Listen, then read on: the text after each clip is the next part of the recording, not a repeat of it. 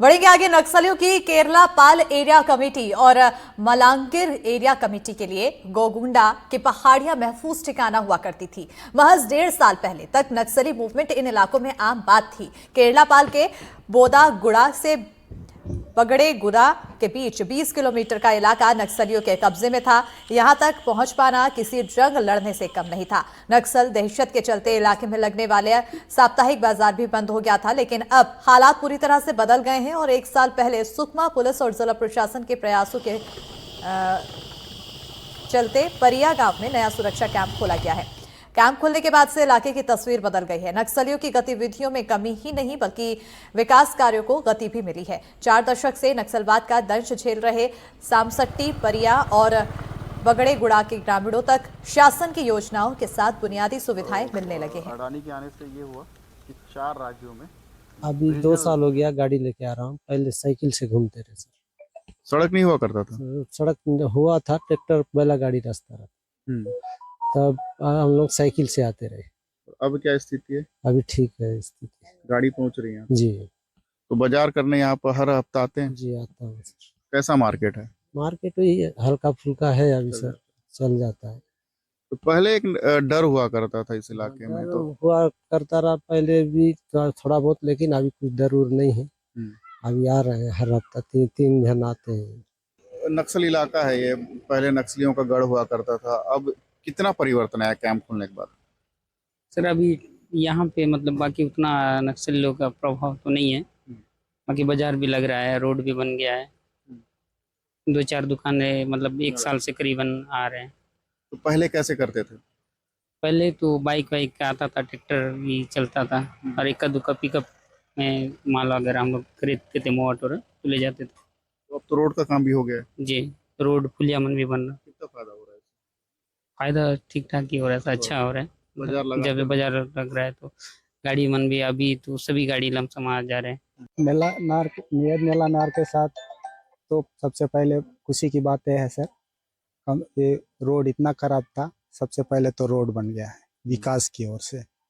और पीडीएस के लिए यहाँ के गांव के लोग शाम चिट्ठी लेने जाते थे, वो पीडीएस भवन बन गया है, जो आज राशन यहाँ पहुँच रहा है, गांव वालों की सुविधा हो गया है। और नल जल जो पानी की समस्या था, जो नल जल सौर ऊर्जा लग करके घर घर पानी भी पहुँच रहा है सर। और आंगनबाड़ी एक ही केंद्र था, 2 पारा को मिला करके नवीन आंगनबाड़ी केंद्र खुला है, बच्चों लोगों के लिए सुविधा हो गया सर। और एक भवन भी बन रहा है उसके लिए जी। और सामुदायिक भवन भी बन रहा है सर, नियत निलाधार होने के बाद। नियत निलाधार योजना के अंतर्गत जो नए कैंप लग रहे हैं, उसके आसपास के 5 किलोमीटर के जितने गांव हैं, उस गांव में शासन की जो मूलभूत सुविधा है और योजना है, उसका लाभ ग्रामीणों को पहुंचाया जा रहा है। उसके अंतर्गत सड़क, बिजली, हॉस्पिटल्स, बस व अन्य सुविधा का विकास किया जा रहा है। उसमें टावर और जैसी सुविधा का भी समावेश है। इससे बहुत ज्यादा संख्या में ग्रामीण लाभान्वित हो रहे हैं।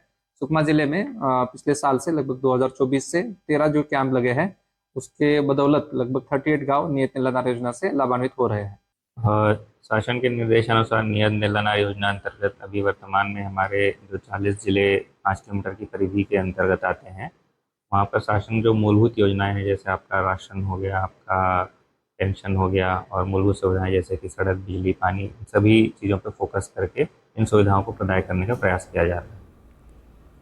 खबरों में आगे बढ़ेंगे। इस वक्त की बड़ी खबर श्योपुर से है, जहां कांग्रेस एमएलए के अफसरों को चेतावनी, लापरवाही बरतने वाले अफसरों को चेतावनी दी गई है। कांग्रेस एमएलए मुकेश मल्होत्रा का अफसरों पर आरोप है, आदिवासियों की जमीन पर माफिया का कब्जा। विधायक कहते नजर आए हैं, कराहाल विकासखंड की जमीन पर कब्जे का आरोप लगाया है। बड़ी खबर, श्योपुर जिले की विधानसभा के लोग की समस्याओं का समाधान नहीं हो पा रहा है।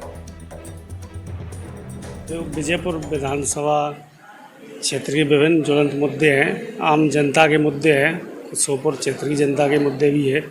जैसे बिजली, लाइट वाले परेशान कर रहे हैं लोगों को, लाइटों को काट रहे हैं, जिससे लोग गांव में पानी उपलब्ध नहीं हो पा रहा। और पीएचई वाले भी सुन नहीं रहे, हेडपम्प खराब पड़े हैं गांव में, और उसके लिए आदमी जो 3-3 किलोमीटर से पानी ला रहा है, कहीं निजी बोरों से मिल रहा है कि नहीं मिल रहा, तो काफ़ी परेशानी उत्पन्न हो रही है। दूसरी तरफ कुछ लोग, दबंग लोग, बाहरी लोग, गरीब लोगों की ज़मीन को हथियारों की दम पर छीनने का प्रयास कर रहे हैं और किसान मजदूर आवेदन देने प्रशासन अमले तक जाता है, लेकिन उनके आवेदनों पर कोई कार्रवाई नहीं होती है।